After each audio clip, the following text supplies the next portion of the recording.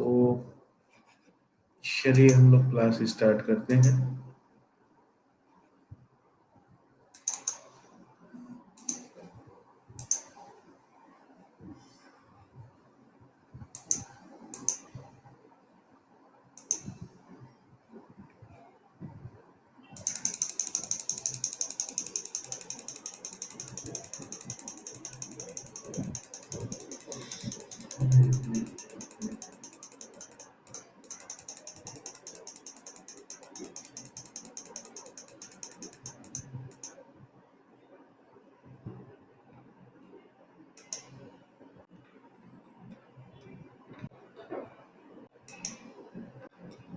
Last time हम लोग कर रहे थे क्वेश्चंस और हमने क्वेश्चन नंबर 5 तक कर लिया था। क्वेश्चन नंबर 6 भी शायद हुआ था, क्वेश्चन नंबर 6 भी हो गया था और क्वेश्चन नंबर 5 हो गया था। 35,000 आंसर आया था। तेजली, क्या आप बता सकती हैं? स्क्रीन दिखाई पड़ रहा है, क्वेश्चन दिखाई पड़ रहा है, वॉइस आ रही है, तो हम आगे चलेंगे। 6 तक हुआ था, ठीक है। क्वेश्चन वगैरह दिख रहा है सबको? किसी को कोई दिक्कत, किसी को कोई प्रॉब्लम हो तो वो मुझे मैसेज कर दें।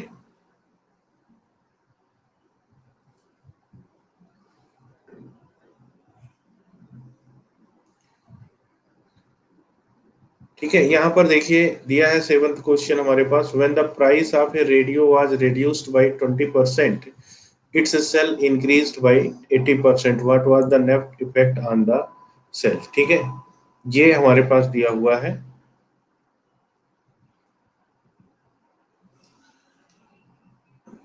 अब यहाँ पर हम देख रहे हैं कि देखिए दो चीजें होती हैं। एक सेकंड जरा रुकिए, कुछ लोग ज्वाइन नहीं कर पा रहे हैं।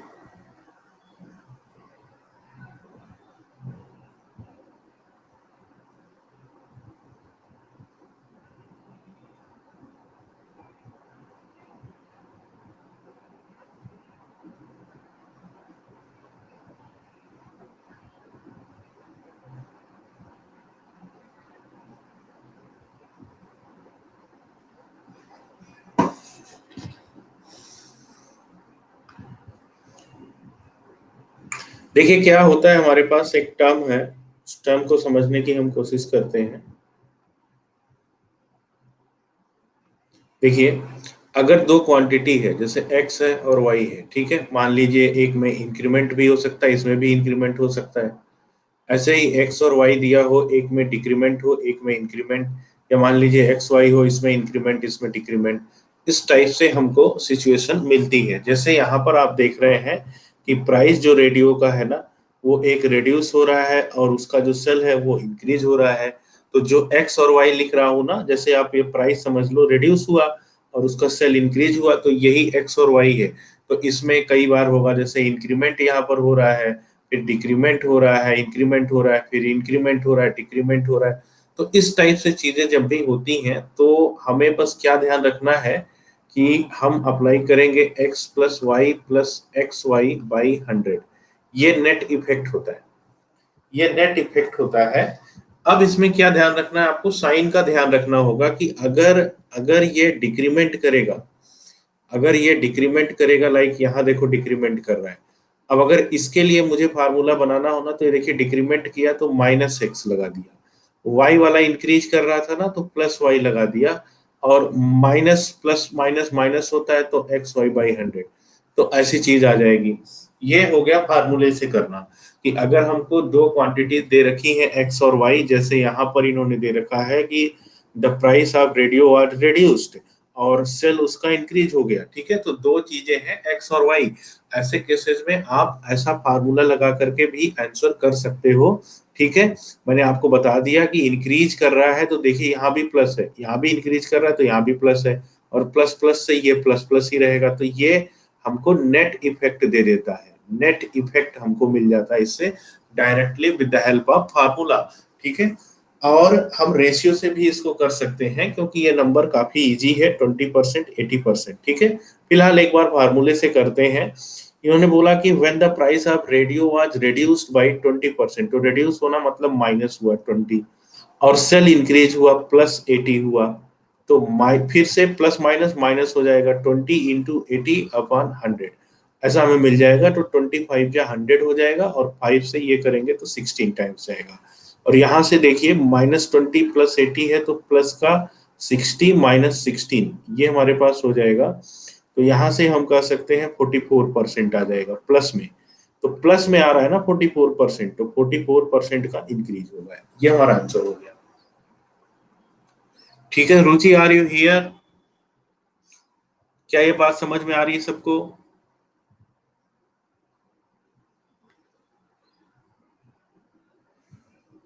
तो इस तरीके से हम फार्मूले से कर सकते हैं। पहली बात हो गई। देखिए फार्मूला इसलिए आपको बताया गया है कि कोई जरूरी नहीं आपको इतना आसान नंबर पेपर में मिले 20-80%। अब हम बिना फार्मूले के इसको करेंगे। इसमें से जो नोट करना है आप नोट कर लीजिए, मैं पूरा हटा दूंगा। हालांकि ये क्लास रिकॉर्ड भी हो रही है।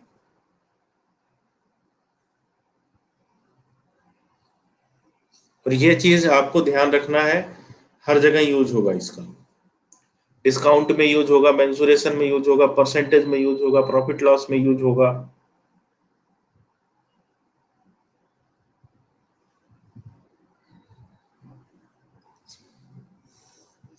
अब देखते हैं इसको बिना फार्मूले के कैसे हम कर सकते हैं। सोच समझ करके देखने की कोशिश करते हैं, समझने की कोशिश करते हैं कैसे कर सकते हैं। देखिए 20% का मतलब होता है 1/5, ठीक है। और 80% का मतलब होता है 4/5। परसेंटेज टू फ्रैक्शन और फ्रैक्शन टू परसेंटेज कन्वर्जन करना कल सिखा दिया था। प्राइस ऑफ रेडियो रिड्यूस हो रहा है, तो रिड्यूस हो रहा है यानी कि 5 रुपए का सामान आपका 1 रुपए से कम हो रहा है, तो 5 - 1 ये 4 हो गया। और उसकी जो सेलिंग है वो बढ़ गई। पहले 5 की सेलिंग होती थी, अभी 5 + 4 9 का सेलिंग हो गया। तो ये देखिए कितना हुआ, 25 से कितना हो गया, 36 हो गया। तो कितने का इंक्रीमेंट हुआ है 25 पर आप देखो। तो यहाँ से हमें दिखाई पड़ रहा है 11 का इंक्रीमेंट, 11 ही ऐड हुआ ना। और परसेंट में कन्वर्ट करने के लिए 100 से मल्टीप्लाई कर दें, 25 4 जा 100, तो ये आ गया 44%। 44% यहाँ से भी हमें आंसर मिल गया। तो हम दोनों चीजों का यूज कर सकते हैं, रेशियो का भी यूज कर सकते हैं, फार्मूले का भी यूज कर सकते हैं। और अगर हमें नंबर आसान दिया है तो हम दोनों में से जो इच्छा करे वो यूज करें। जब नंबर टफ देगा तो ये फार्मूला लगाएंगे। इसमें मैंने आपको बता दिया इंक्रीज डिक्रीज, और दोनों सेम सेम हो। डिक्रीज मतलब माइनस होता है, यहाँ भी आप देख रहे हो डिक्रीज हो रहा है। जैसे ये 5 था, 5 से 1 माइनस किया तो यहाँ पे 4 मिल गया हमको। और ऐसे ये 5 से बढ़ रहा है तो 5 + 4 9 यहाँ लिख दिया हमने। तो ये 5 5 जा 25 और 9 4 जा 36, तो 25 रुपए रेवेन्यू से 36 रुपीज रेवेन्यू जनरेट होने लगी। तो there is a increment of 11। तो 11 का इंक्रीमेंट हुआ 25 पर, तो ये हमारे पास 44% हो गया। तो दोनों तरीके से आप कर सकते हैं, डिपेंड करता है नंबर कैसा आपको मिला हुआ है। और मैंने बता दिया ये परसेंटेज में भी आएगा, प्रॉफिट लॉस में भी आएगा, टाइम एंड डिस्टेंस में भी आएगा, कंपाउंड इंटरेस्ट में आएगा, डिस्काउंट में आएगा, मेंसुरेशन में आपको यूज करना होगा। इसमें किसी को कोई तकलीफ हो तो वो बताएं। आप मुझे व्हाट्सएप भी कर सकते हैं, आप मुझे डायरेक्टली यहाँ पर भी मैसेज कर सकते हैं।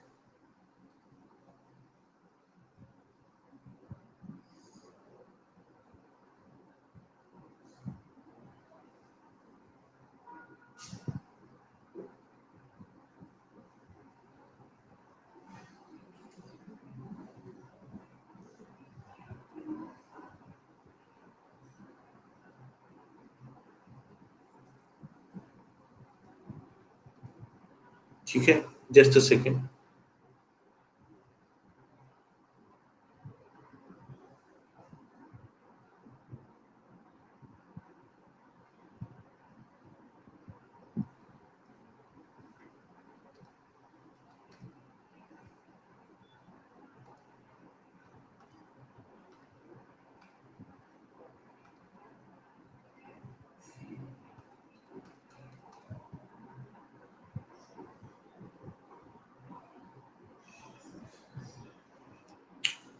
एट्थ वाले क्वेश्चन पर आते हैं। इसमें देखिए दिया, if the price of sugar is increase by 7%, then by how much percent should a housewife reduce her consumption of sugar so that there is no extra expenditure. ठीक है, इसका ऑप्शन क्या होगा, कौन सा आंसर होगा एर्थ वाले का? एर्थ वाले में कौन सा आंसर बनेगा?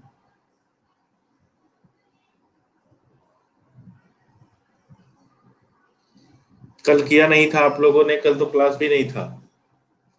डी ऑप्शन बोल रहे हैं, तो इसलिए एकदम सोच समझ के बोलना होता है। ए ऑप्शन बोल रहे हैं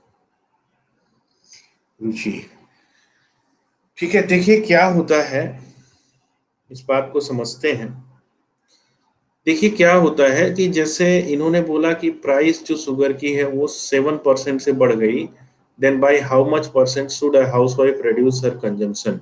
यानी कि जो प्राइस हमारा है, मान लीजिए अगर आपका प्राइस 100 रुपए था ना, तो ये 100 रुपए से बढ़ के 107 रुपए हो गया, 107 रुपीज हो गया।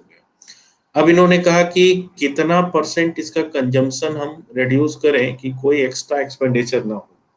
ये बड़ा कॉमन सा क्वेश्चन है, इसमें आपको ध्यान क्या रखना है कि भाई जो प्राइस होता है ना और जो कंजम्पशन होता है, दोनों में अपोजिट रिलेशन होता है।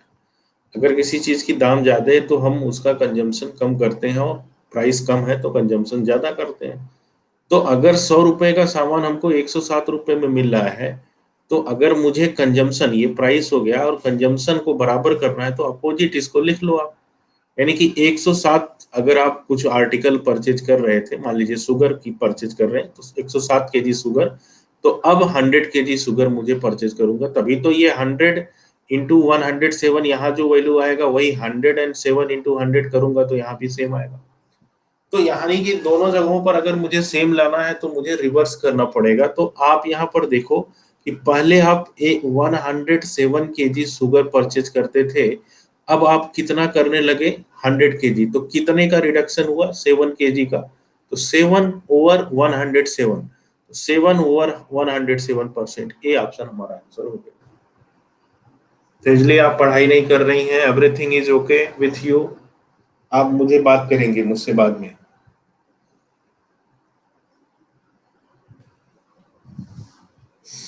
मैं इस बात को फिर से दोहराता हूं, इसमें हमें दिया गया है कि प्राइस प्राइस इंक्रीज होता है तो देखिए जनरल टेंडेंसी है, आपको समझना होगा कि अगर किसी चीज का प्राइस बढ़ जाता है तो उसका कंजम्पशन जो होता है वो कम होता है, और प्राइस अगर डिक्रीज कर जाता है तो कंजम्पशन ज्यादा होता है। यानी कि दोनों में अपोजिट रिलेशन है। तो मैं ये कह रहा हूं कि अगर मैं 100 रुपए का चीनी खरीदता था, शुगर खरीदता था 100 रुपए का, प्राइस अब उतने के लिए मुझे 107 रुपए देना पड़ेगा, 107 रुपीज। लेकिन हम चाहते हैं कि हमारा खर्चा ना बढ़े, तो हम क्या करेंगे ना, इस 107 केजी कंजम्पशन में डाल देंगे और ये 100 यहाँ केजी कंजम्पशन में डालेंगे, तभी तो इनका मल्टीप्लीकेशन यहाँ भी सेम आएगा, यहाँ भी सेम। तभी तो हम बोल पाएंगे कि इसका कंजम्पशन सेम है। तो 107 इंटू 100 किया जो पैसा आएगा, और 107 इंटू 100 किया तो सेम ही आएगा। तो अब देख लेते हैं कंजम्पशन में क्या कमी हुई। तो पहले 107 केजी लेते थे और उसमें 7 केजी का रिडक्शन हो गया, और परसेंट में कन्वर्ट करने के लिए 100 लगाते हैं। इसी को ऑप्शन में यहाँ देखिए परसेंटेज लगा रखा है, तो 7/107 ही हमारा आंसर हो जाएगा। इसमें किसी को कोई तकलीफ हो तो वो मुझे मैसेज करें, आप मुझे व्हाट्सएप भी कर सकते हैं in case you are not able to find to message here in the app। और वॉइस कहीं ब्रेक होगी तो आप मुझे तुरंत मैसेज करिएगा।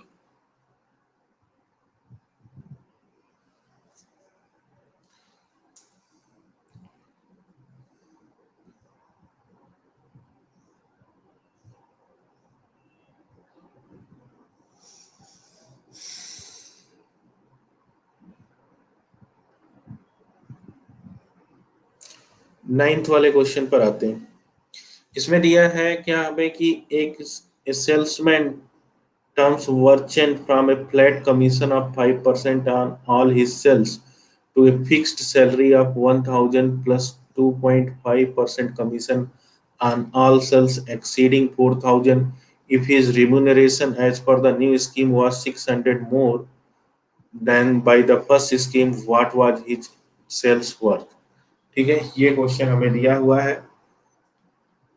इसमें किसी का आंसर आया है कुछ?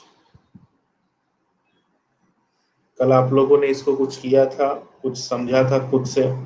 ज्यादा मत पढ़ा करिए, बहुत सारे लोग हैं जो बहुत ज्यादा पढ़ते हैं और या तो नहीं पढ़ते हैं। ठीक है, इस बात को समझते हैं इसमें क्या दिया हुआ है, पहले समझना जरूरी है कि इसमें क्या हमसे कहा गया है। एक सेल्समैन है, उसके साथ दो टाइप का टर्म्स एंड कंडीशन हुआ। या तो उसको कमीशन मिल रहा था 5% का फ्लैट, या क्या हो गया, अब क्या हो गया कि 1,000 रुपए मिल रहे हैं, 1,000 रुपीज मिल रहा है, और उसके साथ में 2.5% कमीशन मिलेगा। ठीक है, अगर आप 4,000 रुपए से ज्यादा सेल कर दोगे। पहले क्या था, पहले फिक्स था, 5% ही मिल रहा था। ठीक है, जो भी सेल्समैन को पैसे मिल रहे थे वो 5% मिल रहा था, जो भी सेलिंग हो रही होगी। अब क्या किया, अब ओनर ने कर दिया कि 1,000 रुपए तो फिक्स कर देता हूं, और अगर 4,000 रुपए से ज्यादा सेल करोगे तो 2.5% का कमीशन भी मिलेगा। इस तरीके से उसने इस वाले से जो उसकी कमाई हो रही थी, इस वाले में 600 रुपए ज्यादा कमाई।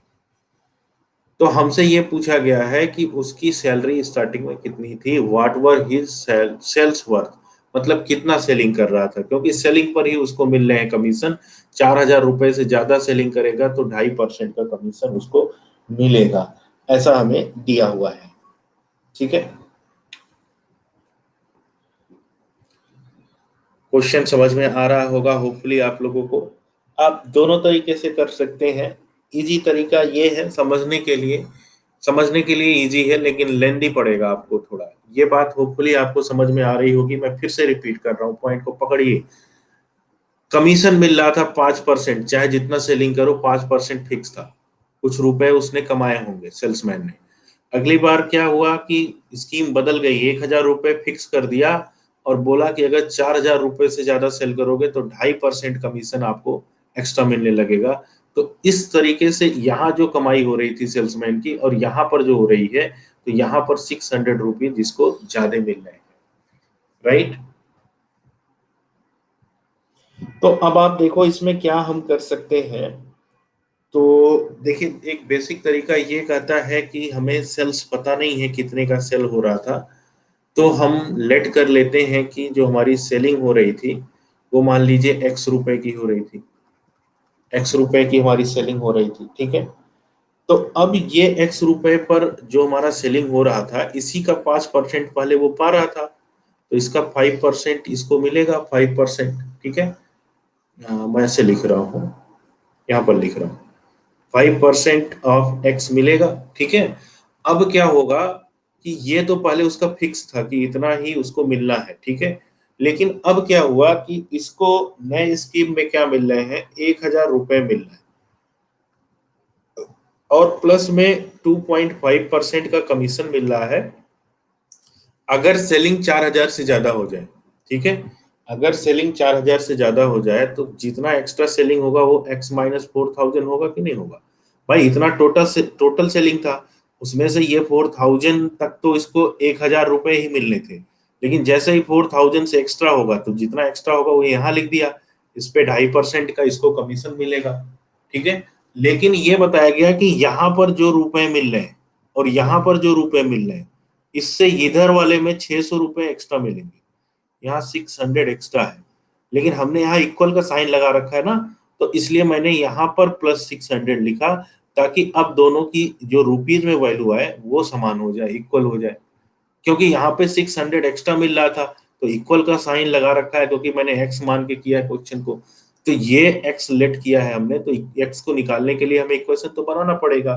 मैं फिर से रिपीट कर रहा हूँ, क्या हुआ कि मान लीजिए कि सेलिंग हो रही है x रुपए की, तो उस पे 5% मिलता, इसको फिक्स था पहले वाले स्कीम में। अगले वाले स्कीम में क्या हुआ कि 1,000 रुपए फिक्स कर दिया, और 4,000 रुपए से ज्यादा जितनी सेलिंग होंगी तो वो कैसे पता चलेगा, टोटल सेलिंग x रुपए की थी, उसमें से 4,000 माइनस कर दूं तो ये सेलिंग होगा, इस पे 2.5% कमीशन मिलेगा। लेकिन हुआ क्या कि यहाँ 600 रुपए ज्यादा इसको मिल गए, इक्वल करने के लिए इस वाले में 600 लगाएंगे तभी इक्वल कर पाएंगे, और यहां से हम बड़े आसानी से x की वैल्यू फाइंड आउट कर सकते हैं। ठीक है, अब बताइए x की कितनी वैल्यू आएगी।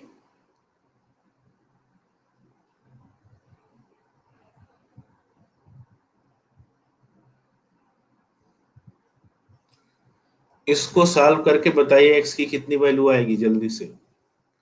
और नहीं समझ में आ रहा है तो मैसेज करिए, करना आपको पड़ेगा।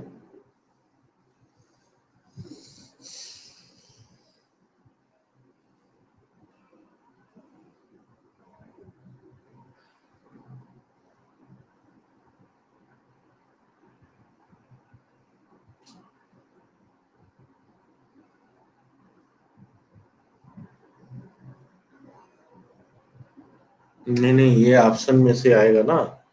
12,000 आ रहा है किसी का क्या? ये 600 रुपये है, ये 1,000 रुपीज है। तो देखिए माइनस करेंगे तो इस तरफ 400 एक्स्ट्रा हो जाएगा, क्योंकि 600, 400, 1,000 होता है। इधर 5% ऑफ एक्स है, इधर 5% ऑफ एक्स है इज इक्वल टू, इधर है 2.5% ऑफ एक्स, और माइनस 4,000 का 2.5% कितना होगा? यहाँ पर देखो आप, अगर नहीं समझ में आता है, 4,000 है, इसका 10% कितना होगा? 400। इसका 5% कितना होगा? इसका आधा। और 2.5 का मतलब इसका भी आधा, यानी कि 100 रुपए। ठीक है, तो तो यहाँ से ये 100 रुपीज लिख दिया हमने। तो अब ये देखो 2.5% है, तो यहाँ भी 2.5% हो गया, तो ये 2.5% of x is equal to, ये 400 है माइनस, तो ये 300 हो जाएगा। तो 2.5% of x is equal to 300 है। तो एक्स की वैल्यू कितनी होगी? 2.5% को आप क्या बोल सकते हो? ठीक है, 2.5% मतलब 300। तो 5% की वैल्यू हो जाएगी 600। ठीक है, और 10% की वैल्यू हो जाएगी इस तरीके से 1,200 रुपए। और फिर ऐसे सोचना होता है, 100% की वैल्यू 12,000 हो जाएगा। ऐसे नहीं सोच पा रहे हैं तो कान में ईयरफोन लगा लें और बात को ध्यान से सुने। अभी भी मैं छोटा छोटा बता रहा हूँ आपको, और इतना लंबा लंबा लिख के बता रहा हूँ।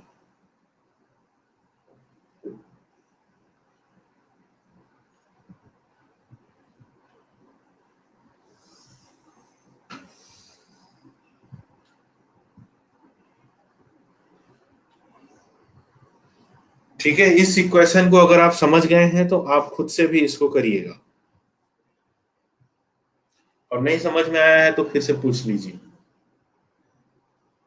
लेकिन अगर क्लास में है आप, तो आपको पूरे तरीके से समझ में आना चाहिए, ये नहीं कि थोड़ा समझ में आया था सर, फिर मैं देखूंगा।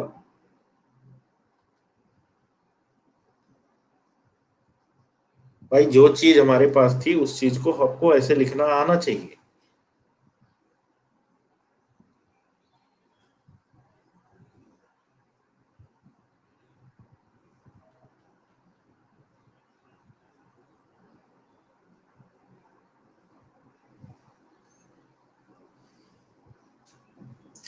फिर देखिए दिया हुआ है, an inspector rejects 0.08% of the meters as defective. How many meters will he examine to reject 2 meter?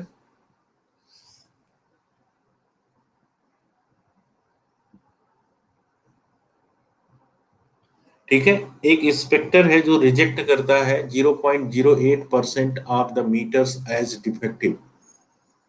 ठीक है, तो आप कई तरीके से इसको सोच सकते हैं। जैसे एक तरीका ऐसे है,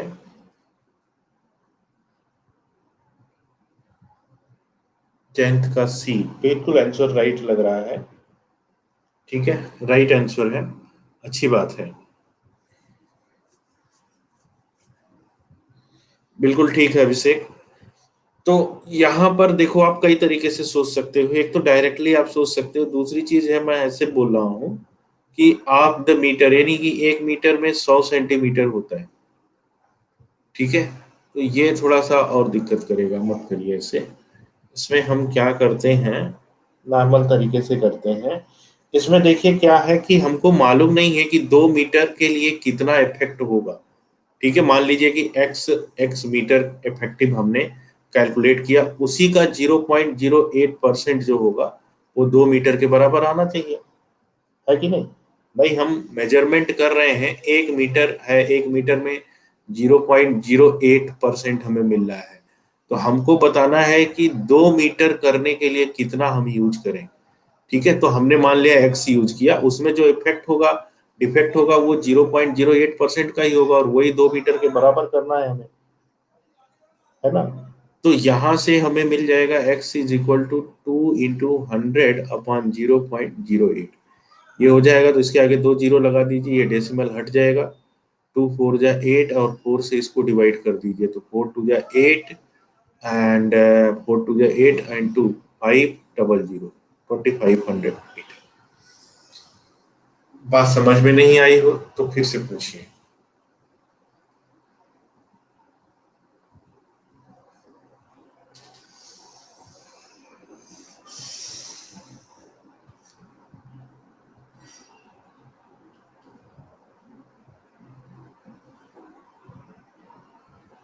ठीक है, आप डायरेक्ट भी सोच सकते थे प्रोवाइडेड कि आपका दिमाग काम कर रहा हो। ठीक है, क्योंकि इसमें दो ऑप्शन था तो हो सकता है अगर आप अच्छे से नहीं कैलकुलेट करना चाहते हैं तो आप इस पे भी टिक कर दें या इस पे टिक कर दें। कैसे? क्योंकि 2 मीटर मुझे बनाना था और ये देखिए 25 8 जा क्या होता है, 200 होता है कि नहीं। यहाँ से भी 25 8 जा 200 होता है कि नहीं होता है, ठीक है। लेकिन ये 0.08 लगा हुआ था, परसेंट भी लगा हुआ था, तो ये बढ़ जाएगा 000, ठीक है। ये वाला आंसर नहीं बनेगा तो डायरेक्टली भी 2 मीटर तो हमको लाना ही था, तो 25 8 जा 2 इसमें भी आ रहा है, 2 ही यही लाना था। यहाँ भी 25 8 जा 2 लाना था और ये 200 3000 ये सब नहीं होंगे आंसर, ठीक है। तो लेकिन अगर आपको ये जीरो के गेम समझ में आ रहा है तो आप इस पे नहीं टिक करते, इस पे टिक करते और ये सब लिखने की जरूरत नहीं पड़ती है। अगर आपको नहीं समझ में आ रहा है तो आप लिख लो कि मान लीजिए आपने x मीटर का मेजरमेंट किया, उसका जो 0.08% डिफेक्ट होगा वही किसके बराबर करना होगा, 2 मीटर के बराबर, क्योंकि इतना ही हमें रिजेक्ट करना है, ठीक है। तो इसीलिए इसको इक्वल किया और we will get the answer.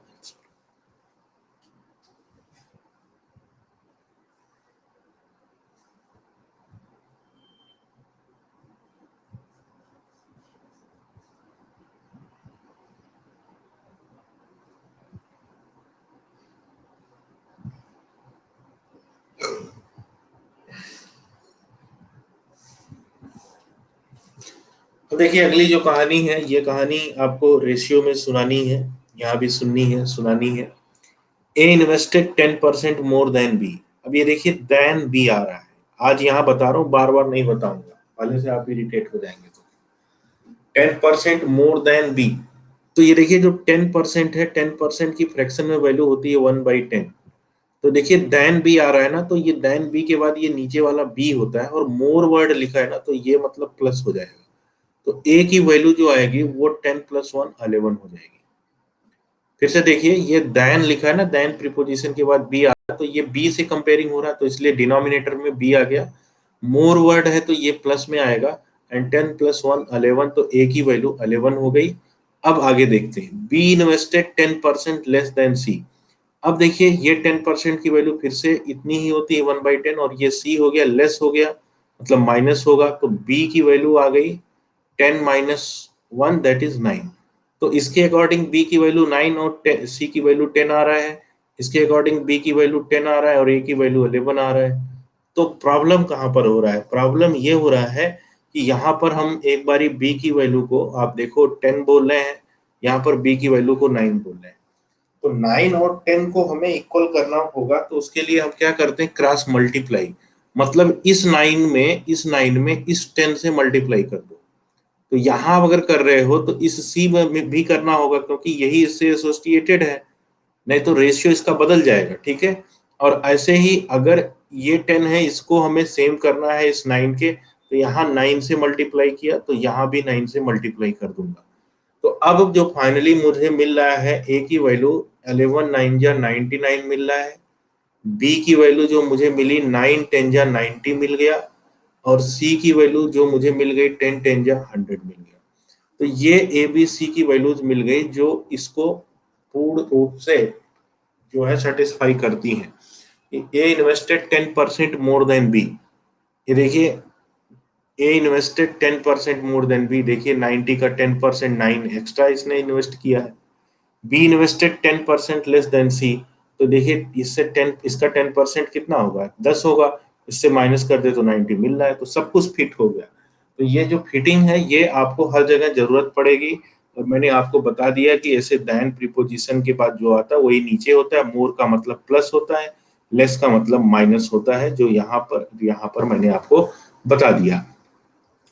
अब आपको यहाँ पर इन्होंने कहा कि if the total sum of their investment is 14,450, how much did she get. ठीक है, देखिए सी का मल्टीपल 100 है ना, तो 100 का मल्टीपल तो ये भी है, ये भी है, ये भी है, नन ऑफ दीज भी दिया हुआ है। इसका मतलब हमें एक कैलकुलेशन पूरा करना पड़ेगा। तो इनको पूरा ऐड कर लेते हैं, कितना हो गया। तो ये देखिए 100, 90, 90, 180, 189, 289 हो गया, 289 हो गया। लेकिन ये कितना दे रखा है, 14450। ठीक है, तो 289 को कितने से मल्टीप्लाई कर दें कि वो 14450 इतना बन जाए। ठीक है, तो इसको करने के लिए हमें कितने से मल्टीप्लाई करना होगा, ये हमें सोचना होगा। ठीक है, कितने से मल्टीप्लाई कर दिया जाए।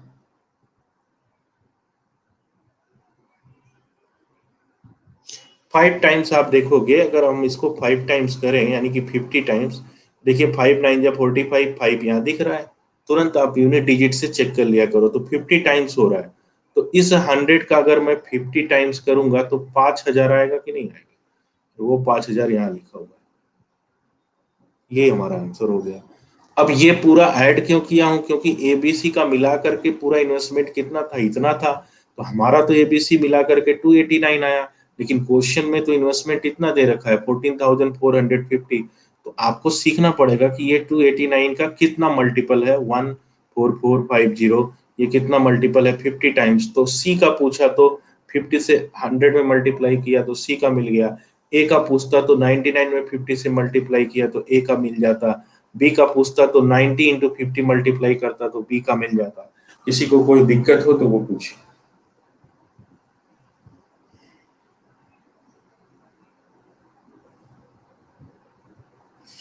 इस तरीके से आपने एक चीज सीख ली। ठीक है, बट मैं मानता हूं कि अगर 10 लोग रहते हैं तो उसमें से 2 लोग ही मेरी बात समझ पा रहे हैं।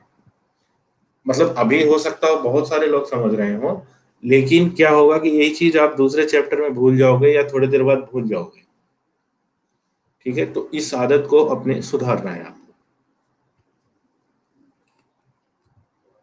देखिए ये सम ऑफ इतना is divided among a b c such that a receive 20% more than c and c receive 25% less than a. ठीक है, इस क्वेश्चन का आंसर मुझे बताइए। Ruchi, answer me this answer.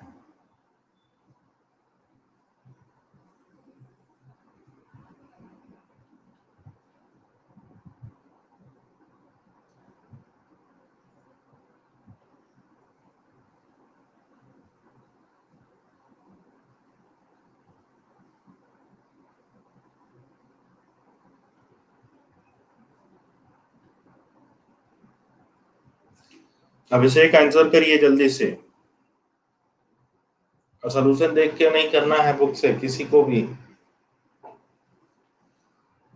Solution देख के करेंगे तो आप लोग खुद अपने लिए जिम्मेदार होंगे। नहीं आ रहा है तो कोई दिक्कत नहीं, हाथ खड़ा कर देंगे, नहीं आ रहा है या रजिस्टर करेंगे।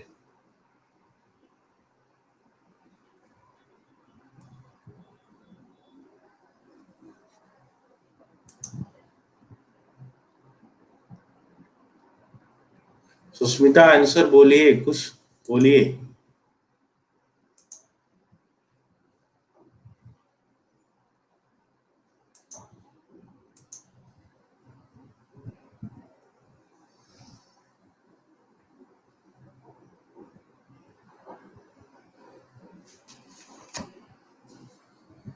ये क्वेश्चन 12 नंबर बिल्कुल 11 नंबर की तरह है।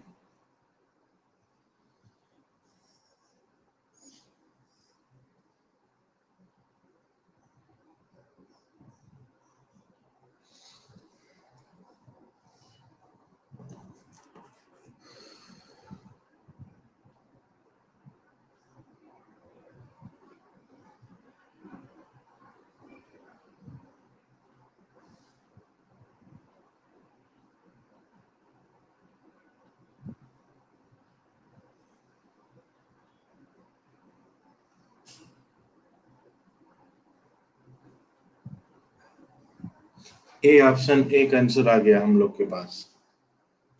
ठीक है, तो चलिए ठीक है, देखते हैं इसको। Sum of this divided among ABC, A receives 20% more than C, more than C. तो सी को अगर 5 रुपए मिलेंगे तो ए को कितने मिलेंगे, 6 रुपीज। अब 20% की वैल्यू 1/5 होती है, 5 + 1 6, ऐसा मैंने पहले क्वेश्चन में बता रखा है। सी रिसीव 25% लेस देन बी, यानी कि बी को अगर 4 रुपए मिल रहे हैं तो सी को 3 मिल रहे हैं। अब यहाँ पे देखिए, यहाँ बी का 5 रुपए है, यहाँ सी का 5 रुपीज, यहाँ सी का 3। तो सेम करने के लिए क्रॉस मल्टीप्लाई, यहाँ 5 से, यहाँ भी 5 से, और यहाँ 3 से, तो यहाँ भी 3 से। तो फाइनली ए का आ गया 18, बी का आ गया कितना 20, और सी का 15। तो ये देखते हैं टोटल कितना हो गया। तो 20, 30, 40, 50, 53 हो गया। ठीक है, ये 53 हो गया। 53 को इतना करने के लिए कितने से मल्टीप्लाई हमें करना होगा, 53 होगा ना। 6 3 जा 18, 5 3 जा 15, एंड 4 5 जा 20। ठीक है, एक ऑप्शन ए आ रहा है, एक ऑप्शन सी आ रहा है। ये ऑप्शन हमें ज्यादा सही लग रहा है।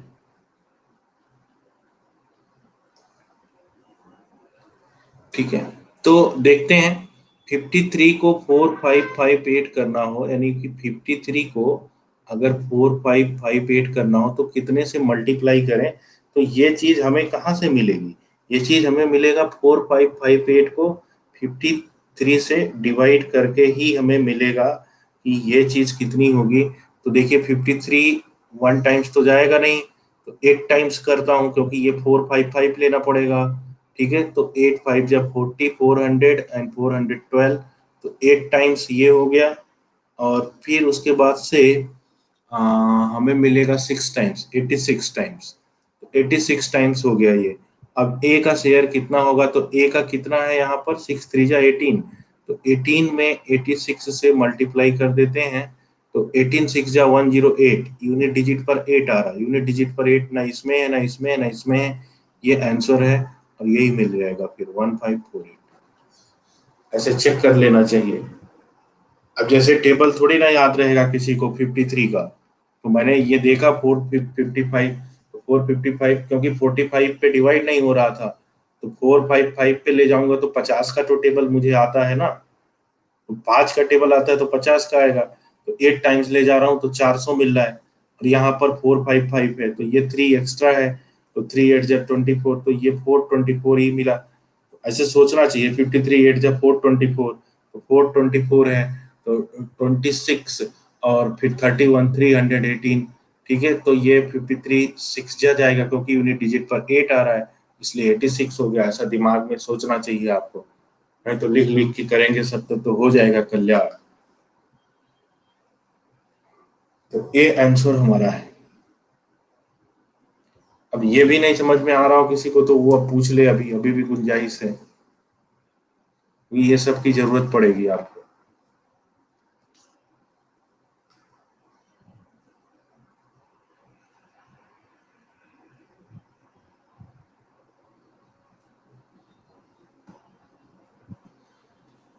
पढ़ाने का पर्पज ये होना चाहिए कि आपको कुछ नया सीखने को मिले। ये नहीं होना चाहिए कि आपको एकदम से बढ़िया 56 भोग परोस के दिया गया है, आराम से खाओ, फिर एग्जाम में खाने को ही ना आए। तो उसके लिए थोड़ा हार्ड बनना पड़ता है। ठीक है, ये कहानी देखते हैं 13 number. In an election between two candidates, 75% of the voters cast their votes, out of which 2% of the votes were declared invalid. A candidate got itna vote, which was 75% of total valid vote. Find the total number of voters enrolled in that election. ठीक है, बड़ा traditional question है। देखिए, इस question को ना नीचे से सॉल्व करें तो बड़ा अच्छा होता है। नीचे से सॉल्व करने का मतलब मेरे ये है कि आप ऐसे सोचो, पहले वैलिड वोट के बारे में। वैलिड वोट को 100 वोट ले लिया मैंने। ठीक है, अब इन्होंने क्या दिया है कि a candidate got 9261 votes, which were 75% of total valid votes. तो इसका जो 75% है वो 9261 मिला, एक कैंडिडेट को मिला। ठीक है, यहाँ पे विनिंग की बात नहीं लिखी है, देखिए क्या लिखा है, candidate got 9261 votes which were 75% of total valid vote. तो मैंने वैलिड वोट को लेट कर लिया है ये कि वैलिड वोट मेरा 100 है, 100 वैलिड वोट है, तो उसका 100% मान लीजिए या 100 मान लीजिए, और 100% अगर ये है तो 75% की वैल्यू 9261 है, तो 100% की वैल्यू हमें कितनी होगी, पहले ये हम निकाल लें। ठीक है, तो यहाँ पर देखते हैं। ठीक है, ये 9261 दे रखा है, अच्छा नंबर नहीं दे रखा है, बट ठीक है कोई बात नहीं। 75% का मतलब होता है 3/4। ठीक है, 3/4 ऑफ जो ये टोटल वैलिड वोट है ये 9261 है, तो इसलिए 3 से इसको डिवाइड कर दे रहा हूँ, 3 3 जा 9, और फिर 3 8 जा 24 होगा, और फिर 7 टाइम्स इंटू 4, ये हमारा वैलिड वोट आ जाएगा। ठीक है, वैलिड वोट देखिए 75% की वैल्यू 3/4 है, और यही 75% टोटल वैलिड वोट का 9261 है। तो टोटल वैलिड वोट हमारे पास जो होंगे, ये 3 से इसको डिवाइड कर दिया तो 3087 इंटू 4, तो 7 4 जा 28 का 8 2 कैरी कर ले, 8 4 जा 32 एंड 34 का 4, एंड फिर ये 3 हो जाएगा, 4 3 जा 12, 12,348 ये वैलिड वोट थे। अब ऊपर की कहानी आप पढ़ो। In an election between two candidate 75% of the voters cast their vote, out of which 2% votes were declared invalid. ठीक है, तो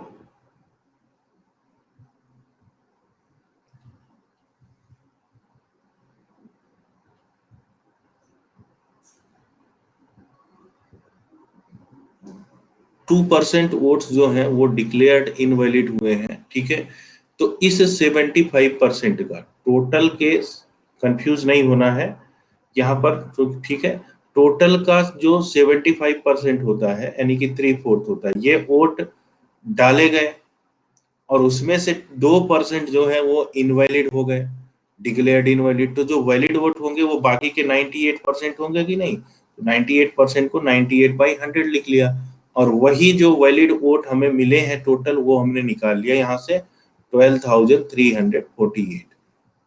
इस तरीके से भी हम सोच सकते हैं, कई तरीके से सोच सकते हैं, बट ये क्वेश्चन थोड़ा सीधे नहीं दे रखा है, डेटा अच्छा नहीं दिया है, तो इस तरीके से हमें सोचना पड़ेगा। हमने क्या किया मैं फिर से बता रहा हूं, फिर आप सोचो इस पे। A candidate got 9261 votes which were 75% of total valid vote. तो टोटल वैलिड वोट अगर 100% हम सपोज कर ले, तो 75% जो कैंडिडेट को मिला है 9261 है इसी वैलिड वोट का, और 75% की फ्रैक्शन में वैल्यू 3/4 होती है, तो 3/4 ऑफ टोटल वैलिड वोट ये 9261 के बराबर आना चाहिए। तो 3 से इसको डिवाइड कर दिया, तो फिर 4 से मल्टीप्लाई किया, तो ये वैलिड वोट मिल गया। और यही वैलिड वोट हमें कैसे मिल रहा है, जो टोटल वोट था उसका सिर्फ 75% लोग वोट डाले, और उसमें से 2% तो इनवैलिड हो गया, तो 98% तो वैलिड होगा, और वही वैलिड इसके बराबर आ जाएगा 1 2 3 4 8 के। ठीक है, तो यहां से अब हम इसको डिवाइड वगैरह कर लेते हैं, सिंप्लीफाई कर लेते हैं।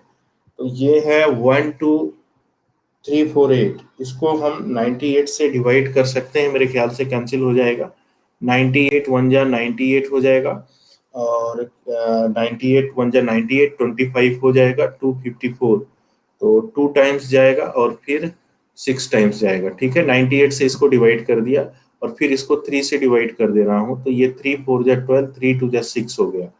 अब टोटल वोट के लिए हमें ये 4 और ये 100 ऊपर जाएंगे, तो इंटू 4 इंटू 100 ऐसा हमें मिलेगा। ठीक है, तो 4 2 जा 8 एंड 4 4 जा 16, और उसके आगे 2 जीरो, 16,800 कहीं पर आ रहा है, जो यहाँ पर आ रहा है, और यही हमारा आंसर।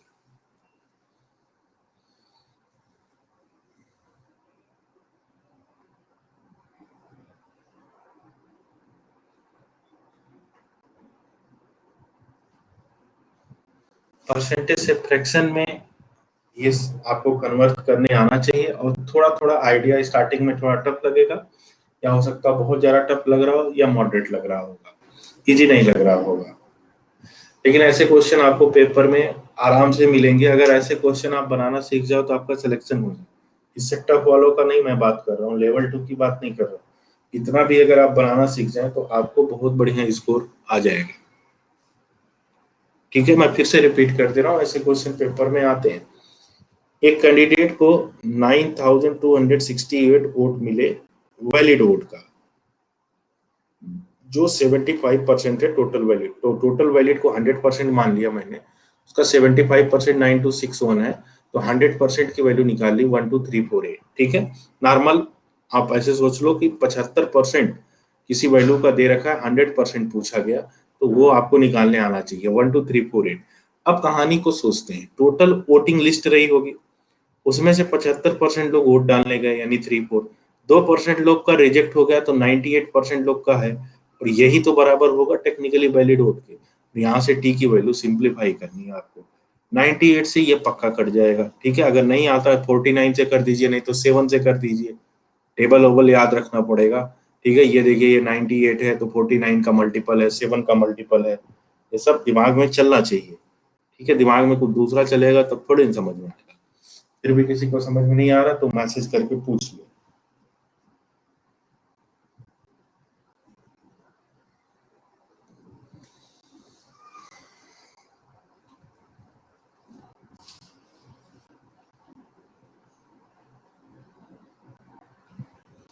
क्लास रिकॉर्ड भी हो रही है। हाँ जी, डिफिकल्ट तो है, लेकिन अभी क्या करें। ठीक है, दोबारा रिकॉर्डिंग को बार बार देखना आप, अभी तो ये अंगड़ाई है, आगे बहुत लड़ाई है। ठीक है, डिफिकल्ट तो है, अभी इससे आसान करेंगे तो आपका करियर खराब हो जाएगा। दिमाग लगाओ। तो स्टार्टिंग में किसी को नहीं समझ में आता है तो डरने वाली बात नहीं। A spider climbed 60 to 1 by 2% of the height of the pole in 1 hour, and in the next hour it covered 12.5% of the remaining height. If the height of pole is 192 meter, then distance climbed in second hour is. Anybody who can answer this question? This is very easy question. Ruchi and Tejli, Tejli बीच में पढ़ाई का flow गड़बड़ हुआ है, ये सब question आपको आते थे।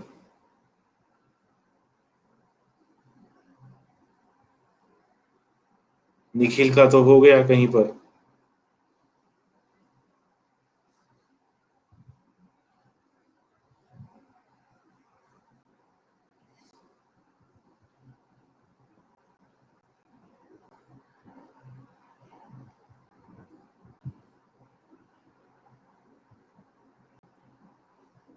ठीक है, देखो इतना टाइम नहीं लगाना है। 62 1/2% की वैल्यू कल हमने बताई थी, 12.5% की वैल्यू 1/8, एंड उसका 5 टाइम्स करेंगे 5/8, तो 192 का अगर मैं 5/8 कर दूंगा, ये सब दिमाग में सोचते हैं, 8 2 जा 16 हो जाएगा, 8 4 जा यानी कि 120 मीटर। यानी कि ये स्पाइडर पहले घंटे में कितना मीटर चल रहा है, 120 metre, and in the next hour it covered 12.5% of the remaining height. तो टोटल हाइट तो 192 था ना, पहले वाले में 120 मीटर गया, तो रिमेनिंग हमारे पास 72 मीटर बचेगा कि नहीं बचेगा। और अगले वाले में ये इसी का 1/8 पार्ट कवर कर रहा है, तो 8 9 जा 9 मीटर आंसर है। इतना पीएचडी कर रहे हैं आप लोग, ऐसे कैसे काम चलेगा। टेबल इसीलिए लिखवाया था स्टार्टिंग में। पढ़ो और जो जो लिखा है उसको फॉलो करो ईमानदारी से। एक दो क्वेश्चन 10 क्वेश्चन दिक्कत लगेगा, 11वें से आसान लगने लगेगा, और फिर आप बुलेट ट्रेन बन जाएंगे। और नहीं करेंगे तो साइकिल भी नहीं चलाने आएगी। ठीक है, तो डरना नहीं है, करना है। फिर से रिपीट कर दे रहा हूँ, एक पोल है 192 मीटर का, उसका 62 1/2% कितना होगा आपको बता रखा हूँ, 5/8 हो जाएगा, 5/8। 192 का 5/8 यानी 120 मीटर होगा। इतना एक घंटे में गया, तो बाकी बचा कितना, तो इन दोनों का minus, 192 minus 120, that is 72 meter, and 12.5% of this 72 meter, 12.5% means 1/8, so 8 9 ja is here the answer.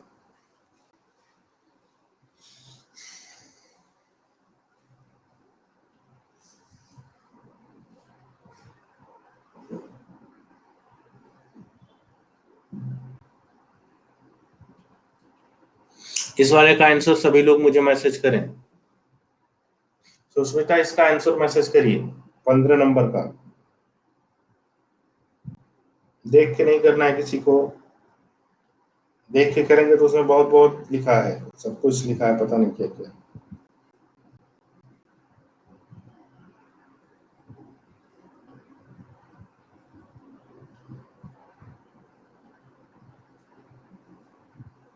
B,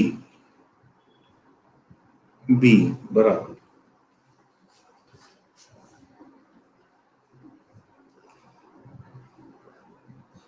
ठीक है, इतना सोचना नहीं है, मेरी बात ध्यान से देखें सभी लोग।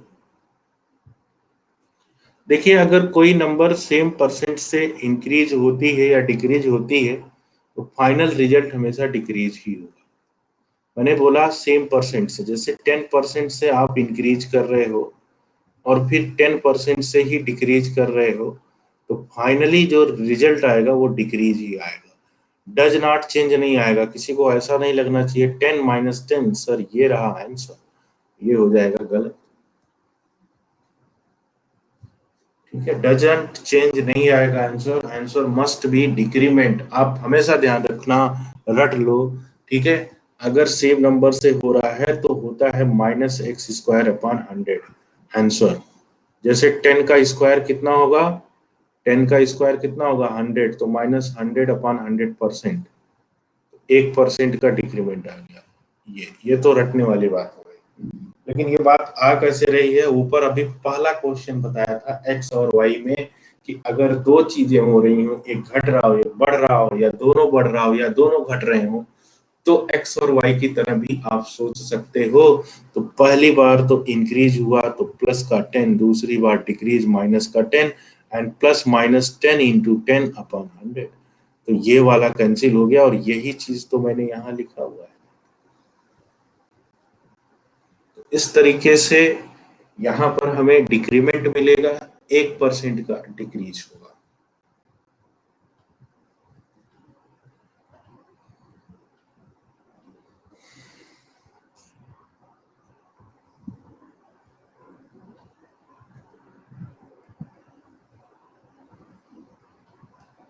सिक्सटीन नंबर आंसर बताइए फटाक से।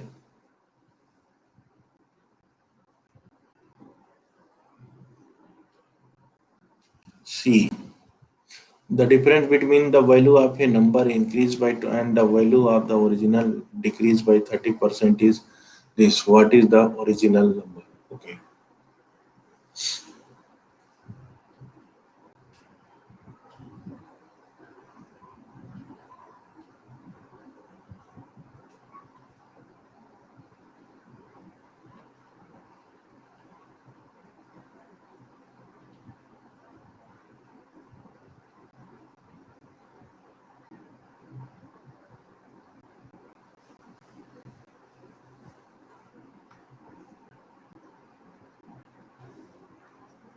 ठीक है, अब देखो कैसे सोचते हैं, कई तरीके से सोच सकते हैं।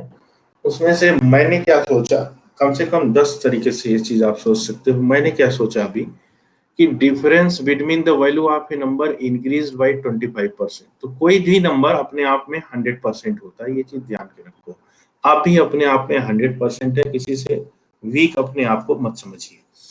अब क्या हो रहा है कि नंबर इंक्रीज हुआ 25% से, तो ये नंबर अगर इंक्रीज होगा 25% से तो 125% हो जाएगा। अगली बार बोला कि नंबर डिक्रीज हुआ 30% से, तो नंबर डिक्रीज होगा तो 30% तो 70% हो जाएगा। वही 100% 70% हो गया, वही 100% 125% हो गया। तो इनका जो डिफरेंस होगा वो देखो, वो डिफरेंस ही हमको कितना दे रखा है, 22 मतलब नंबर में दे रखा है। ठीक है, यहाँ परसेंट में देखते हैं कितना है, तो 55% है। 55% की वैल्यू 22 है, तो 100% कितना होगा, यही आपसे पूछा है।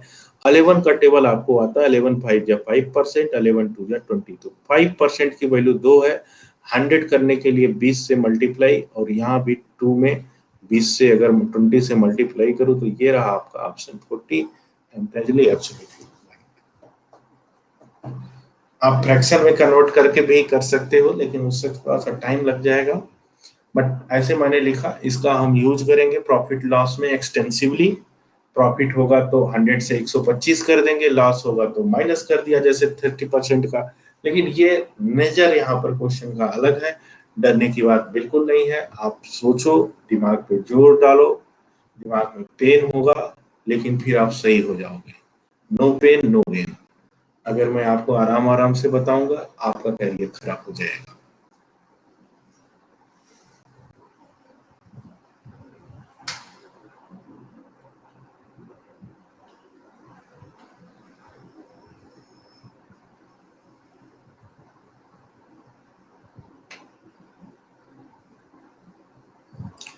समझ में आ रहा है? Ruchi, are you getting me? Sushmita, आपका मैसेज नहीं आ रहा है, आपको सुनाई पड़ रहा है?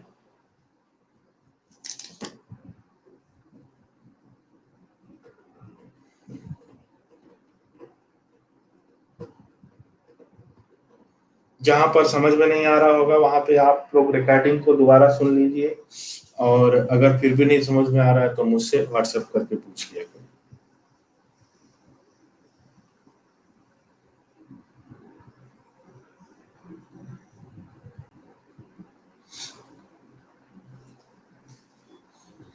देखिए, अभी ये सब थोड़ा मतलब थोड़ा सा बेढंगा क्वेश्चन इसमें डाल दिया है। अभी डिस्काउंट डिस्काउंट नहीं बोलना चाहिए यहाँ पे, लेकिन अब फिर भी सामने आ गया है तो करते हैं इसको। हालांकि ये चीज यहाँ पे नहीं डालना चाहिए था इनको क्वेश्चन।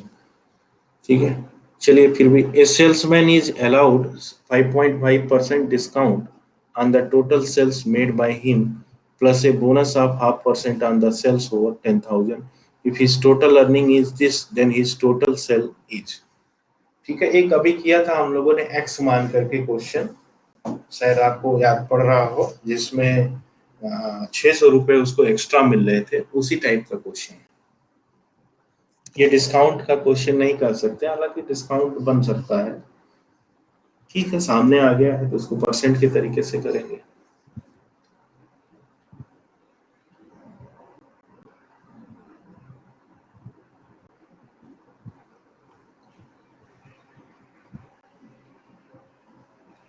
बताओ भैया, इसका आंसर क्या होगा? Abhishek, Abhishek, can you tell me the answer of this question? ये तो सीधे सीधे दिया है। इसमें क्या बोल रहा है, आप लेट कर लो कि टोटल जो सेलिंग है ना, मतलब जो आंसर देना है वो एक्स लेट कर लो कि एक्स रुपए। तो इसको एक्स रुपए का 5.5% तो मिल ही रहा है। ठीक है, एक्स रुपए का 5.5% मिल रहा है। ठीक है, प्लस में क्या मिल रहा है, 0.5%, यानी कि 0.5% यानी 0.5% का बोनस। अगर 10,000 रुपए से ज्यादा सेलिंग करेगा तो 10,000 माइनस एक्स, यही तो मिलेगा ना जो सेलिंग। जैसे टोटल सेलिंग एक्स रुपीज पे तो 5.5% मिल ही रहा है, लेकिन जो बोनस मिल रहा है कि अगर 10,000 से, अरे ये उल्टा लिख दिया, जस्ट सेकेंड, इसमें तो रबड़ भी नहीं आ रहा है। ये क्वेश्चन ऐसे नहीं होगा, ये x माइनस 10,000 होगा। ठीक है, क्योंकि जो टोटल सेलिंग थी वो x थी, उससे 10,000 के बाद ही उसको मिलेगा 0.5% का बोनस। और यही सब मिला करके हमारे पास कितना हो जाएगा, 1990। इसी को सॉल्व करना था हमें, और कुछ नहीं करना था।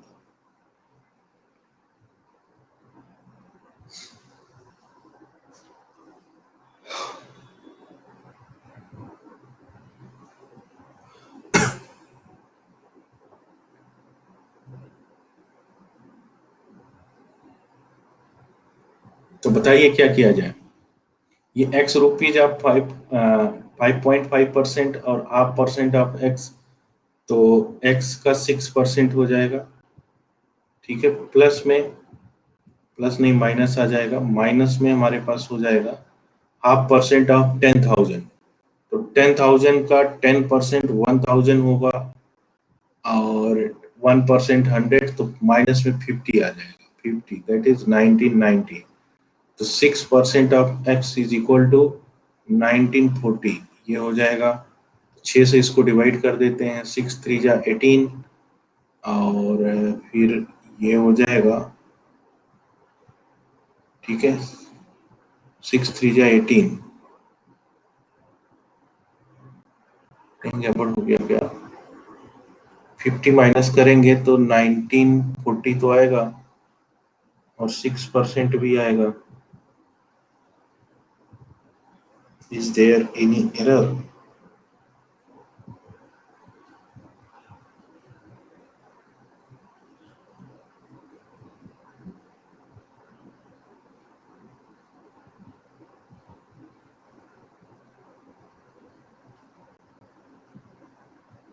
इन्होंने दिया है salesman is allowed by discount on the total sales might made by him plus a bonus of 0.5% on the sales if the total earning was।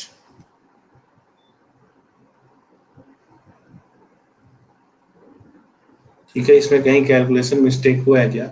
5.5 of x plus 0.5%, तो ये हाफ मतलब 5.5 प्लस 0.5 तो 6% ऑफ एक्स, और 0.5% इसका कितना होगा, तो 50 रुपए ही बनेंगे।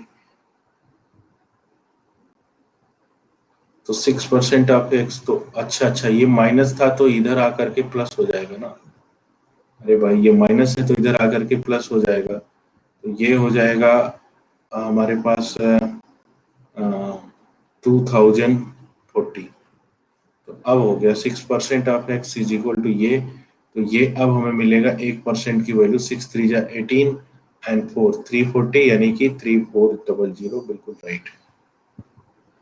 ठीक है, 3400, हाँ वही 3400 यही आएगा। ठीक है, बस यहाँ पे मैंने ध्यान नहीं दिया, ये माइनस है ना तो इधर आके प्लस होगा ना, और मैंने माइनस कर दिया जबकि प्लस हो जाएगा। तो 6% इतना है तो 1% की वैल्यू 340, 100% की वैल्यू 2 जीरो बढ़ा दिया, ये ऑप्शन लिखा हुआ।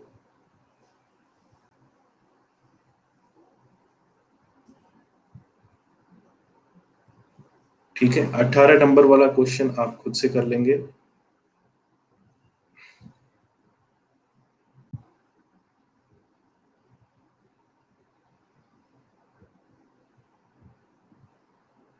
19 number. Mr. Yadav spent 60% of his monthly salary on consumable items and 50% of the remaining on clothes and transport. He saves the remaining amount. If his saving at the end of the year were this, how much amount per month would he have spent on clothes and transport? ठीक है, तो एक चीज यहां पर ध्यान दोगे, मेरी बात ध्यान से सुनिए सभी लोग। अब देखिए मिस्टर यादव की कुछ मंथली सैलरी रही होगी, मंथली सैलरी रहा होगा, जो खर्चा होगा वो इसी से होगा। तो मिस्टर यादव ने 60% कंज्यूमेबल आइटम्स पे खर्च कर दिए, तो बचा 40% ही ना सैलरी का, और वो 40% की वैल्यू 2/5 होती है, तो 2/5 यहाँ लिख दिया। ये इनकी मंथली सैलरी है, 60% खर्च कर दिए, बचा 40% और वो 2/5 यहाँ लिख दिया। अब क्या हुआ कि ये बचा हुआ सैलरी है इनका पूरा, ये दोनों मिला के। अब इसमें से 50% of the remaining on clothes and transport, तो अब ये बचे हुए का 50% तो इन्होंने क्लॉथ और ट्रांसपोर्ट पे खर्च कर दिया, लेकिन आधा बचा होगा ना उसका, तो उसका आधा यानी कि 1/2, ये 1/2 यही बचा, और ये he saves the remaining amount if his saving at the end of year is 48,456।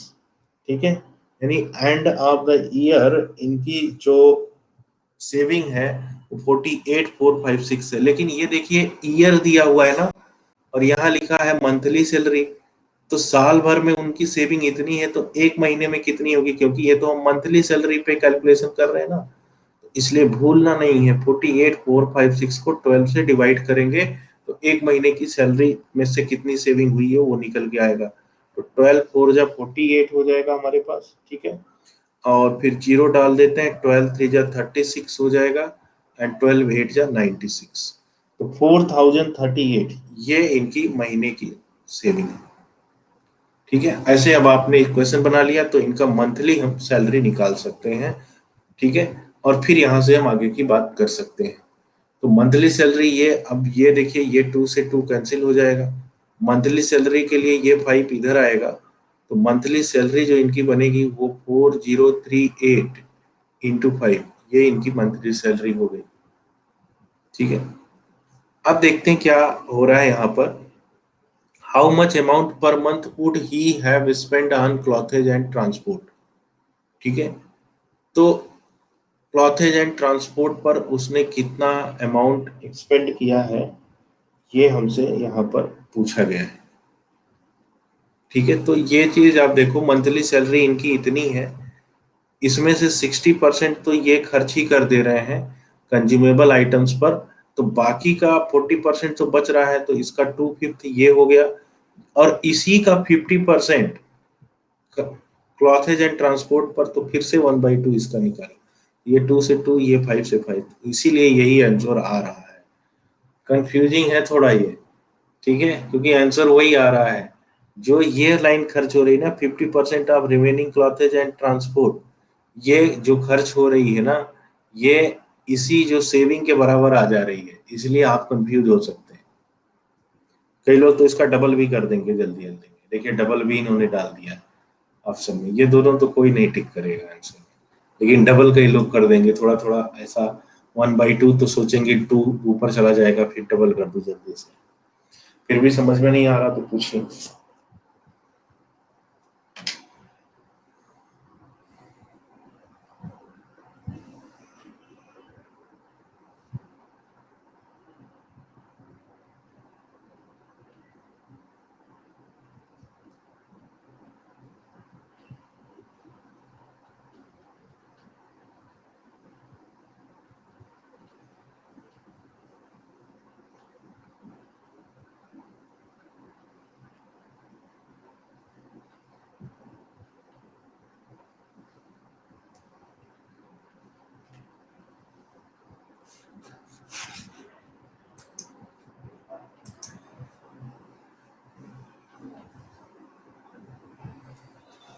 किसी को कोई दिक्कत, ऐसे क्वेश्चन पेपर में आएंगे मिस्टर अभिषेक, समझ में नहीं आ रहा है तो आप बोल दो ओपनली कि सर ये नहीं समझ में आ रहा है, थोड़ा लंबा करके बताओ। रुचि, ये क्वेश्चन पेपर में आएगा।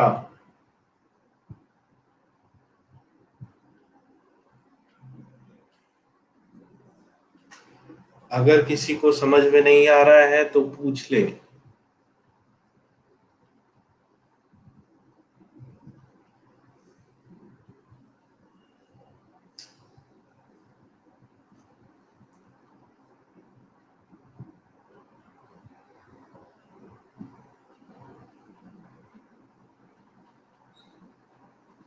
ये वाला क्वेश्चन देखते हैं।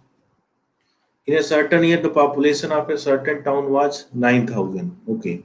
If in the next year the population of males is increased by 5% and that of females is 8%, and the total population increases this, then what is the ratio of the population of male and female in that given year? ऐसे हमको सोचना होगा। अब ये 9,000 से 9,600 हो गया, यानी कि 600 का इंक्रीमेंट हुआ। ठीक है, फिर 5% हो रहा है और 8% हो रहा है। ठीक है, तो 3% एक्स्ट्रा, तो 3% ऑफ दिस। ठीक है, तो 3% इसका कितना हो जाएगा, 5% और 8%। ठीक है, तो 3% ऑफ दिस कितना हो जाएगा, 10%, 900, 270 माइनस किया। मैं बता रहा हूँ ऐसे पेपर में करते हैं, अभी एक्सप्लेन करूंगा। ठीक है, 330, 330, 330। ठीक है, 5%। ठीक है, चलिए आते हैं क्वेश्चन पर। देखिए ये हमको कहानी दे रखा है कि पहले पॉपुलेशन 9,000 था, फिर बढ़ के 9,600 हो गया, तो जाहिर सी बात है मेल और फीमेल बढ़े होंगे, तो कितने बढ़ गए हैं, 600। यही तो बढ़े हैं ना। अब इन्होंने बताया कि मेल्स में जो इंक्रीमेंट हुआ वो 5% का हुआ। ठीक है, 9,000 पॉपुलेशन था, 5% का हुआ। फीमेल में जो हुआ वो 8% का हुआ। तो यहाँ पर law of equal distribution apply करेंगे, ये एक रूल होता है जो आगे हम बहुत ज्यादा यूज करेंगे, तो मेरी बात ध्यान से सुन लीजिए। अब देखिए क्या गेम यहाँ पर हो रहा है। गेम ये हुआ कि 9,000 पॉपुलेशन था, मेल में 5% की इंक्रीमेंट हुई, फीमेल में 8% का, तो ऐसा 600 एक्स्ट्रा बढ़ गया पॉपुलेशन। तो अब ये 5% है, इस 8% को भी मैं 5% प्लस 3% ऐसे दो फॉर्म में ब्रेक कर सकता हूँ। क्योंकि ये 5% इसमें लिखा हुआ था, इसीलिए ऐसा ब्रेक किया हूं। अब इस 9,000 का जिसमें मेल और फीमेल दोनों हैं, उसका मैं अगर 5% निकालूं, ठीक है, तो 9,000 का 5% कितना होगा? That is 450। ये 450 तो इंक्रीमेंट मेल और फीमेल दोनों में हुआ है, आउट ऑफ दिस 600। ठीक है, तो ये हमारे पास एक्स्ट्रा में 150 आ रहा है। और ये कुछ और नहीं, फीमेल का जो ये 3% बच गया है ना, तो फीमेल का जो ये 3% है, फीमेल का 3% यही तो 150 है। तो फीमेल की पॉपुलेशन कितनी रही होगी? तो 3 5 जब 50, 5,000 इसका पॉपुलेशन आ गया। तो मेल का फीमेल का 5,000 है, तो मेल का कितना रहा होगा टोटल 9,000 से? 4,000। तो ये सब जीरो कट जाएगा। मेल और फीमेल का रेशियो 5:4 आ रहा है। इन्होंने पूछा है मेल टू फीमेल का, ठीक है, तो मेल टू फीमेल का 4:5। ये आंसर हो गया।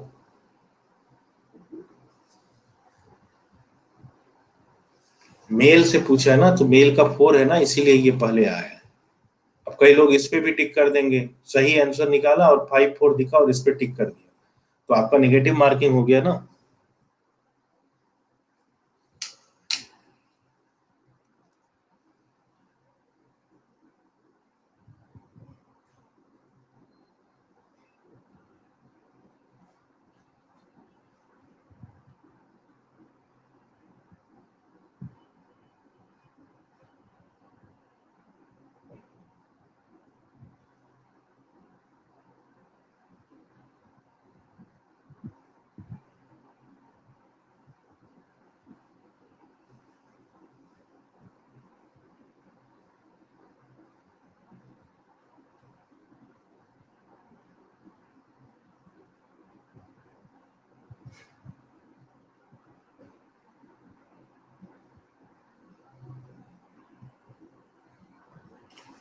ठीक है, आगे बढ़े।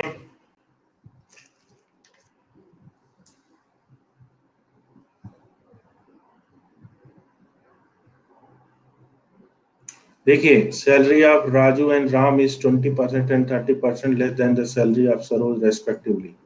By what percent the salary of Raju is more than salary of Ram? बड़ा कॉमन सा क्वेश्चन है। हमको सरोज की सैलरी मालूम नहीं है कितनी है।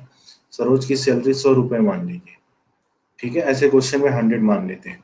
अब राजू की सैलरी 20% लेस देन सरोज, तो इससे 20% लेस, ठीक है, तो इस मतलब 80 रुपीज है राजू की, और राम की 30% लेस यानी 70 रुपीज है। तो by what percent the salary of Raju, यानी ये 80 rupees is more than the salary of Ram. तो राम से मोर देन है ना, तो ये देखिए 14.28 आंसर आ गया। कैसे? ये देखिए, ये 80 रुपए, ये 70, दैन के बाद से क्या आ रहा है? राम की सैलरी ना, तो राम की सैलरी 70 थी ना, तो 70 को नीचे डाल दिया। कितना ज्यादा है इसकी सैलरी? 10 रुपए ज्यादा है, तो 1/7 कल मैंने बताया था 14.28% होता है। तो 1/7 की वैल्यू 14.28 है। ज्यादा इच्छा करे तो 1/7 इंटू 100 कर लीजिएगा परसेंट में, यही वैल्यू मिल जाएगी।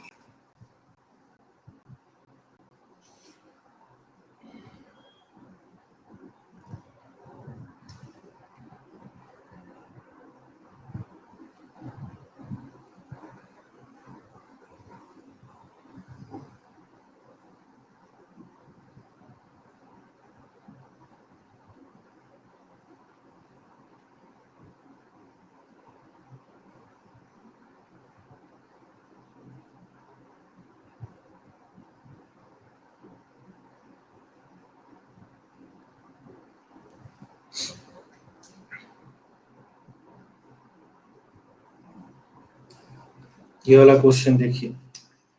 Wheat is now being sold at 27 rupees per kg. During last month, its cost was 24 per kg. Find how much percent a family reduces its consumption so as to keep the expenditure fixed.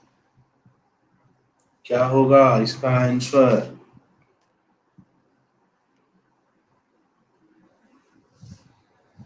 ठीक है, इसके answer को करिए, मैं आ रहा हूँ।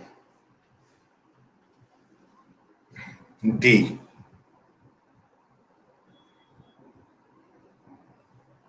wheat is now being sold at 27 per kg and last month में ये 24 रुपए था, अभी 27 रुपए हो गए। How much percent reduce? तो देखो 27 से 24 करना पड़ेगा कि नहीं करना पड़ेगा। बताया था कि दोनों में अपोजिट रिलेशन होता है। तो 1/9, 1/9 की वैल्यू कितनी होती है? 11.11। कल बोला था, बताया था ये बात। तो सब ऐसे हैं, वर्बली आप कर सकते हैं। अरे भाई 3/27 है जिसकी वैल्यू 1/9 है। याद करिए कल की बात। आ गई 1/9 इंटू 100 करेंगे तो 11.11% आएगा। हो गया आंसर। ठीक है, नीचे वाले क्वेश्चन का आंसर बताइए। 33.33% of a man daily output is equal to 33.33% of a man daily output is equal to 50% of a second man daily output. Okay. If the second man turns out 15 screws daily, then the first man output in terms of making screw each. इसमें बताइए क्या किया जाए। 33% of man daily output यानी कि 1/3 of first man is equal to 50% यानी 1/2 of second man. ठीक है, तो इसका मतलब 2 first man is equal to 3 second man. ऐसा हमारे पास हो गया। If the second man turns out 1500 screw daily, ठीक है,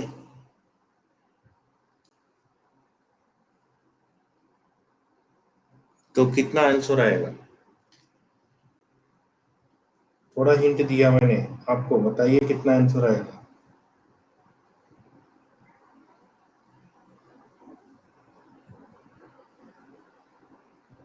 बी। ठीक है, बी नहीं आएगा, डी आना चाहिए। 33.33% of man daily output is equal to 50% of a second man daily output. ठीक है, इससे कंफ्यूज मत होइए आप। एक चीज समझो कि सेकेंड मैन 1500 स्क्रू डेली बना रहा था, तो फर्स्ट वाले मैन का 1/3 of first man, that is 50% of second man का आउटपुट कितना है? 1500। ये तो हमें दे ही रखा है ना, आउटपुट दे रखा है। ठीक है ना, तो आउटपुट दे रखा है, 1500 स्क्रू बनाता है ये। तो ये जो हमारे पास हो जाएगा, ये कितना हो जाएगा? 750 और उसका 3 टाइम्स कर दें, 2250 आएगा आंसर। इधर से कन्वर्जन करना पड़ेगा, लंबा चला जाएगा, ऐसे मत करिए। कन्वर्ट करना पड़ेगा, टाइम एंड वर्क बनने लगेगा। यहाँ से देखो आप, if the second mind turns out 1500 screw daily, तो देखो आप 50% of second mind daily output, तो डेली आउटपुट है कितना उसका? 1500। वही चीज जो लिखा था उसको आपने मैथमेटिकली लिख दिया और आपको आंसर मिल गया। क्लियर?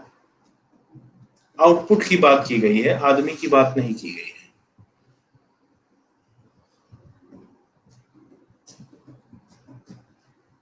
रुचि समझ में आ रहा है?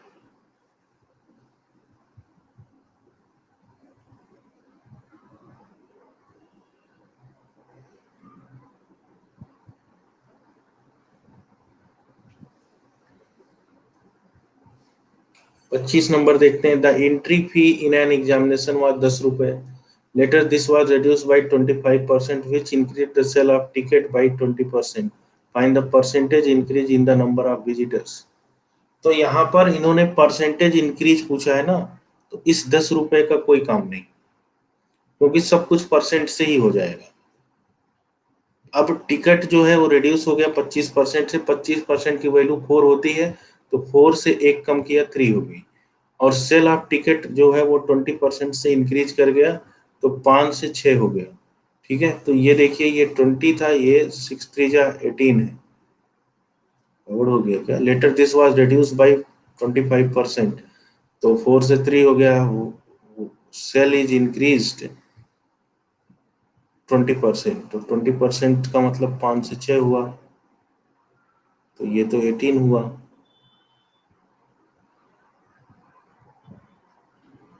हाँ, तो गड़बड़ हो गया।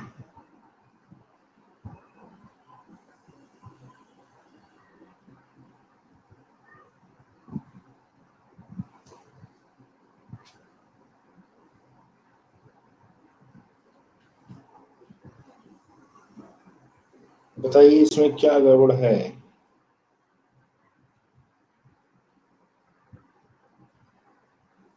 स्क्रीन बार बार हाइड हो रहा है हर 5 सेकंड में। एक बार रिफ्रेश कर लें।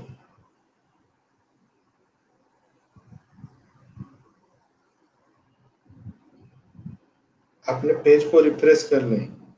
स्क्रीन में प्रॉब्लम आ रही है तो अपने पेज को रिफ्रेश कर लीजिए।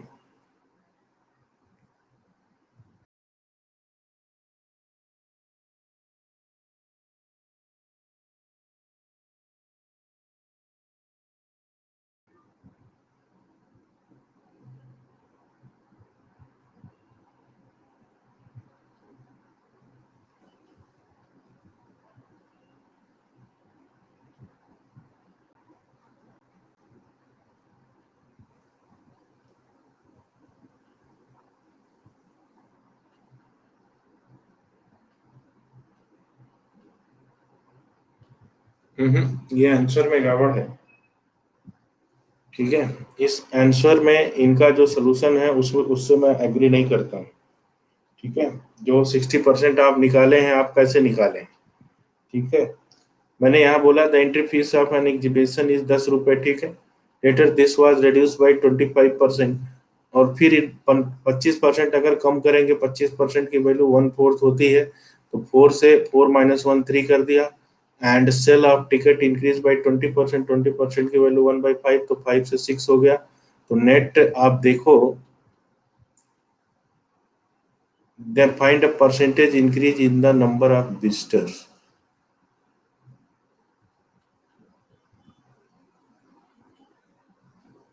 लेकिन ये तो रेवेन्यू की बात हो रही है, विजिटर्स की बात नहीं हो रही। विजिटर्स में इन्होंने 60% आंसर दे रखा है। यहाँ विजिटर के बारे में तो कुछ दिया ही नहीं है। ठीक है, ये क्वेश्चन में डाटा इनसफिशियंट है। आंसर जबरदस्ती थोड़ी ना दे देंगे जैसे इन्होंने दे दिया।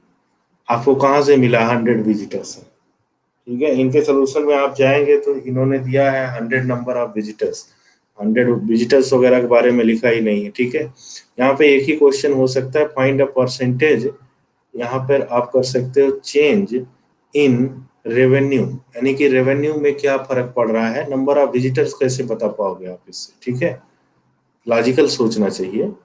ऐसे थोड़ी ना कि आंसर इनका दिया है तो हमको आंसर लाना है। ठीक है, ऐसा क्वेश्चन हमने आपको करा रखा है। आगे चलते हैं, आप खुद से करेंगे, नहीं आएगा तो पूछ लीजिएगा।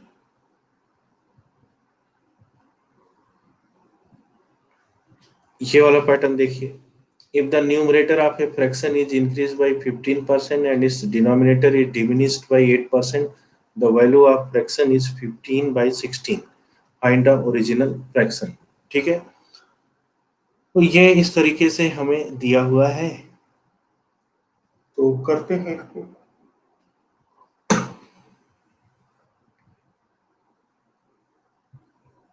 बाई ऑप्शन भी कर सकते हैं, और आप चाहो तो मतलब लेट करके भी कर सकते हो।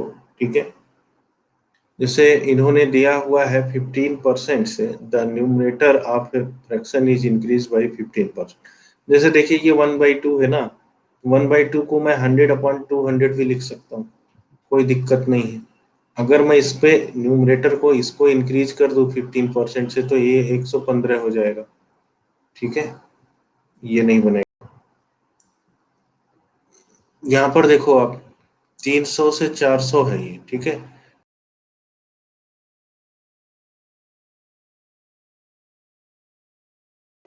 345 हो जाएगा, और ये 8% से घटा दूं, ठीक है, तो 32। ठीक है, नॉर्मली आप करो, यही आंसर आ जाएगा 3/2 और 3/4।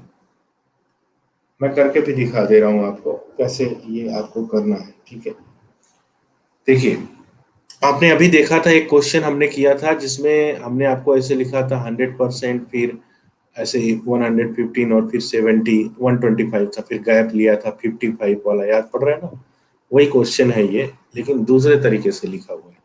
आपको इन्होंने दिया कि 15% का इंक्रीमेंट हो रहा है, तो कोई भी चीज अपने आप में 100% होती है, तो आप 115% बोल सकते हो। मान लीजिए कोई फ्रैक्शन रहा होगा x/y, इसका न्यूमरेटर 115 हो गया क्योंकि 15% इन्होंने बढ़ा दिया और डिनोमिनेटर में 8% की कमी कर दी, तो 100% ये भी होता अपने आप में, तो 92% हो जाएगा। और यही हमको दे रखा है 15/16, तो ये परसेंट की तो कुछ कैंसिल हो जाएगा ना खुद से परसेंटेज, ठीक है। बाकी आपको सिंप्लीफाई करना है, तो अब सिंप्लीफाई करना है तो यहाँ से x और y की वैल्यू कितनी मिलेगी, तो ये देखिए हम 4 से कर देते हैं, 4 4 जा और 4 2 जा 8 एंड 4 3 जा एंड 23 5 जा एंड 5 3 जा 15, 3/4 मिल गया। हालांकि डायरेक्ट ऑप्शन से भी आपको थोड़ा सा सोचोगे तो मिल जाएगा ऐसा, बट अगर आपका दिमाग ऐसा नहीं कर रहा है तो आप ऐसे सोच लो, 15% बढ़ रहा है तो 115% ऑफ x, और ये घट रहा है तो 92% of y, and that is equal to 15/16। अब थोड़ा 23 का टेबल आपको याद होना चाहिए, 23 5 जा 115, 5 3 जा 15, 3/4 आंसर किया, टिक किया, हो गया। और ये क्वेश्चन तो इनका फैक्चुअली रॉन्ग है, हालांकि इन्होंने आंसर निकाल रखा है लेकिन वो आंसर मुझे समझ में नहीं आ रहा है और ये सही नहीं है। जब तक हमें ये पता नहीं रहेगा, ये तो इन्होंने एंट्री फीस दे रखी है, ये भी नहीं दे रखा कि कितने विजिटर्स आते हैं, ठीक है। तो ऐसा कुछ रहा होगा, तो फिलहाल इतना पैनिक होने की जरूरत नहीं।